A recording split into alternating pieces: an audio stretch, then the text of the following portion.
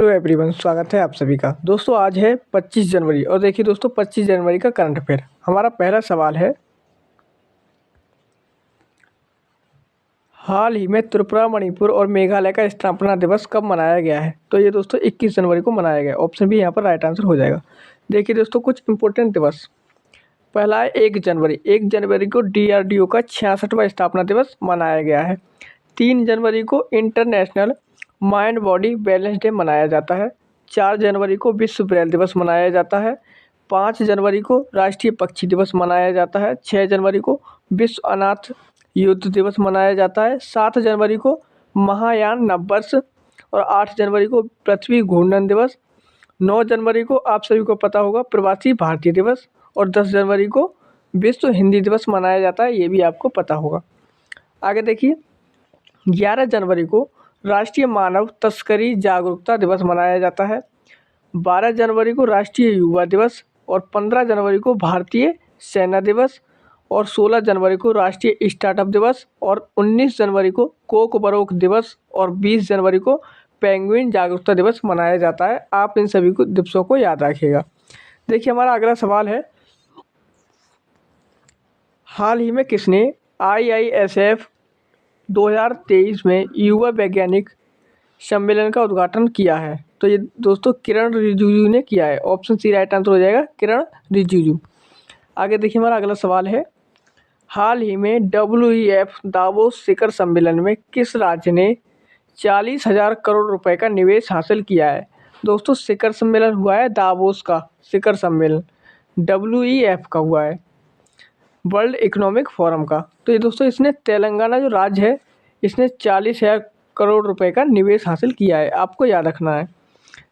देखिए दोस्तों तेलंगाना के बारे में, तेलंगाना सरकार द्वारा प्रज्ञा पालन कार्यक्रम शुरू किया गया है। तेलंगाना सरकार ने महिलाओं और ट्रांसजेंडर के लिए मुक्त बस यात्रा शुरू की है। तेलंगाना में सेंट्रल ट्राइबल यूनिवर्सिटी बनाने का विधेयक संसद में पास कर दिया गया है। गद्दाम प्रसाद को तेलंगाना का नया विधानसभा अध्यक्ष चुना गया है। तेलंगाना सरकार ने रवि गुप्ता को नया DGP नियुक्त किया है। दुनिया के पहले 3D मुद्रित मंदिर का उद्घाटन तेलंगाना में किया जाएगा। दोस्तों याद रखिएगा 3D प्रिंटेड मंदिर का उद्घाटन तेलंगाना में किया जा रहा है। हमारा अगला सवाल है, हाल ही में हरियाणा के मुख्यमंत्री मनोहर लाल खट्टर ने कहाँ साइंस सिटी विकसित करने की घोषणा की है?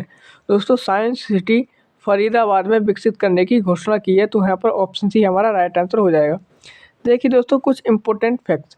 भारत अंतर्राष्ट्रीय विज्ञान महोत्सव 2023 फरीदाबाद में हुआ है।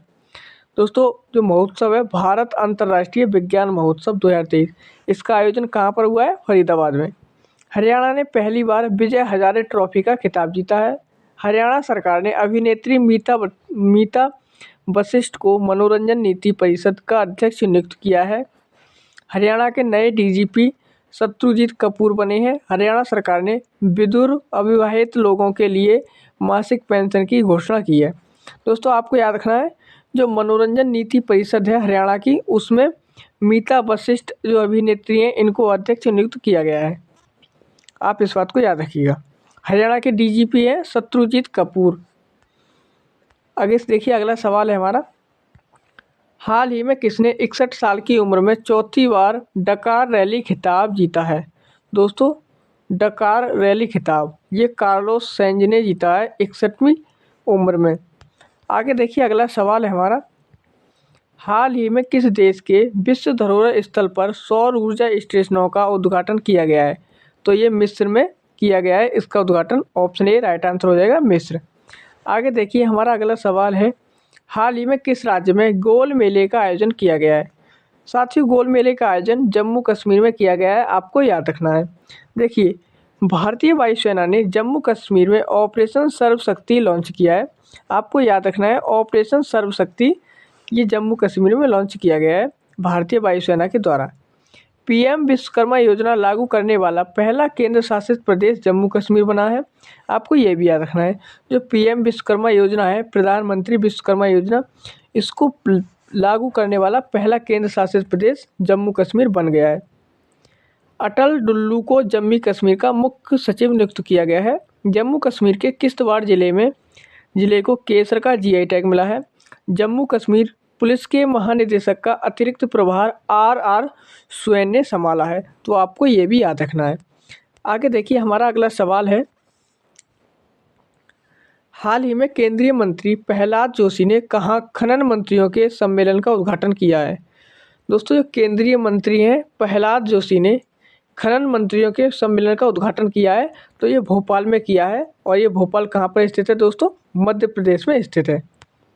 आगे देखिए, हमारा अगला सवाल है, हाल ही में किस बैंक ने नवीनतम mobile banking app money to India Canada launch किया है?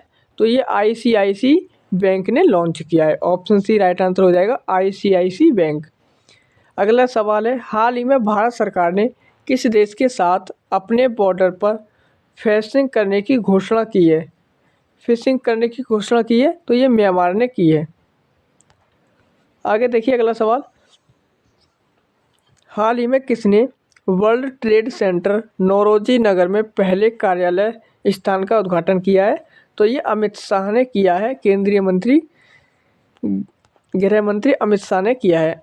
अगला सवाल है हमारा, हाल ही में केंद्रीय मंत्री सर्बानंद सोनोवाल ने कहाँ आयुष दीक्षा की आधारशिला रखी है? साथियों, आयुष दीक्षा की आधारशिला यह भुवनेश्वर ओडिशा में रखी गई है। आपको याद रखना है। केंद्रीय मंत्री हैं सर्बानंद सोनोवाल।